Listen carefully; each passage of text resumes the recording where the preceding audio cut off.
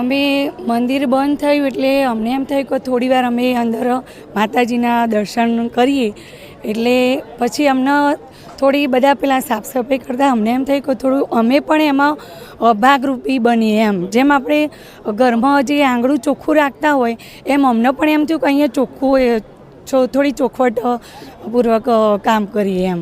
બીજી અમારે કોઈ ભાવના નથી.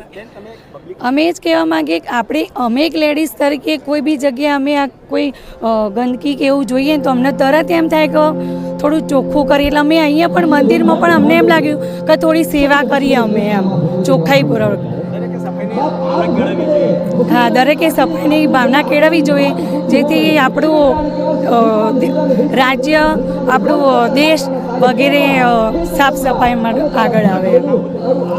મારું નામ WPC ચેતન કોરબા રતનસિંહ છે. હું ગઢ પોલીસ સ્ટેશન નોકરી કરું છું, ગઢ પોલીસ સ્ટેશન.